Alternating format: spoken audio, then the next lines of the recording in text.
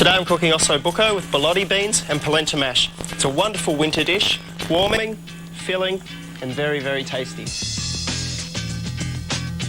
Osso buco is an Italian dish. It means bone with a hole in it. Now you can use veal or lamb shanks. Today I'm using lamb shanks, and the shank meat is really flavoursome, really tender if you cook it out for a few hours, and it's also one of the cheapest cuts of meat. Get your butcher to cut the shank into 2-inch thick pieces. Now the meat and the bones surround the marrow. Now this comes out a beautiful, delicious, creamy texture when it's cooked. It's one of the highlights of the dish. Start by dusting the shank in a little bit of plain flour. This helps to brown the meat, seal in the juices, and also helps to thicken the sauce a little. Now I'm going to brown the meat in a little bit of olive oil to seal in all the beautiful juices. This dusting and browning method is the same with any stew or casserole. Make sure your oil's nice and hot before you put the meat in, so it seals instantly.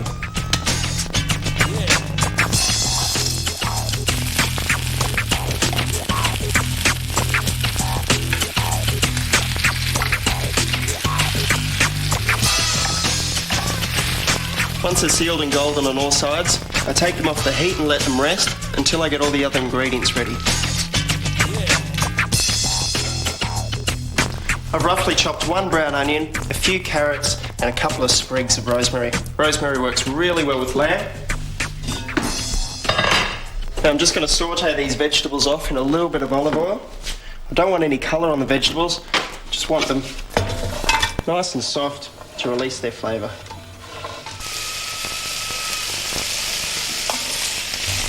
The veggies are ready now for the meat, so pop them on top. We're going to season them with some salt and pepper.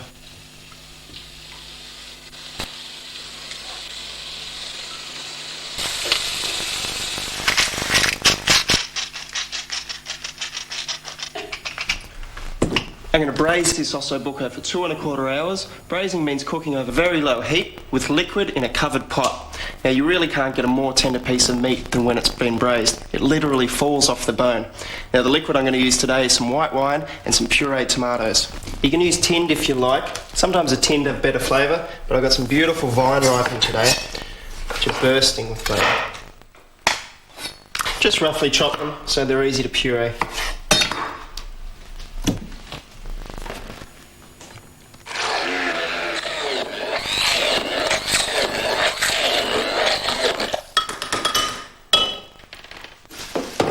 So pour the tomato over the lamb.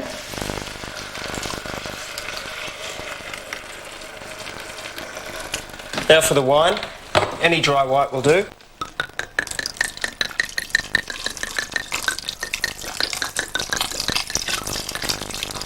Bring it to the boil, turn it down to a simmer and cook it for 1.5 hours with the lid on it. I'm doing it on top of the stove today, but you can just as easy do it in the oven, in a casserole dish or a baking tray covered with foil on about 140 degrees Celsius. This dish really is quick to prepare. It just takes a few hours for it to cook out to get that rich, flavoursome stew. You can make it in advance. It tastes just as good the next day, if not better. Once your osso buco's been on for 1.5 hours, you can add the rest of your ingredients, starting with the borlotti beans. Borlotti beans are very popular in Italian cuisine. They're a real winter warmer. They're delicious with lamb and also great in all sorts of stews, soups, even risotto. Don't they look fantastic as well? I'm using fresh beans today, about a cup, but you can use tinned or dried. Just make sure if you're using dried that you soak them overnight in some water, and if you're using tinned, you add them right at the end because they're already cooked. Italians like to serve their osso buco with gremolata, which is a mix of lemon zest, garlic and parsley. I actually like to add it with the beans so the flavour infuses into the stew.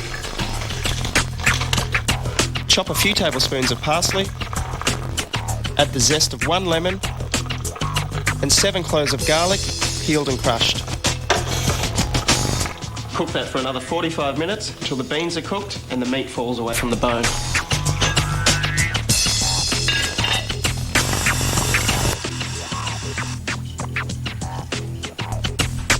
I like to serve polenta with osso buco as an alternative to mashed potato and risotto. Now I'm using a medium grain polenta today, which you can pick up at any supermarket. You use 3 parts boiling water to 1 part polenta. Now the rule of thumb is usually 1 cup serves 2 people.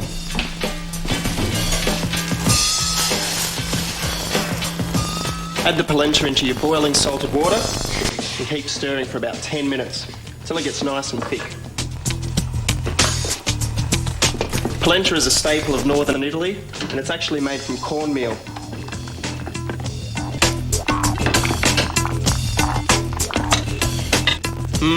That's looking delicious. Once it's been on for 10 minutes and it's nice and thick, add half a cup of cream and mix it right through.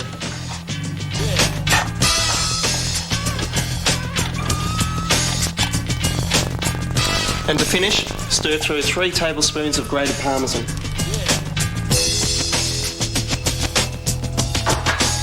Parmesan gives a great creaminess to the polenta, which complements the lamb really well. The osso buco has been cooking for just over 2 hours, so now we're ready to serve it. Grab a couple of pieces, pop it in the plate.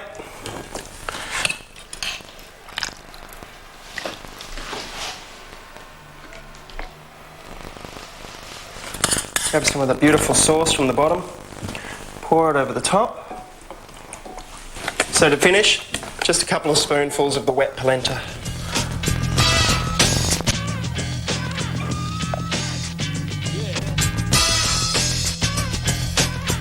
And I like to garnish it with a nice sprig of fresh parsley. Osso buco with borlotti beans and polenta mash, a real winter warmer.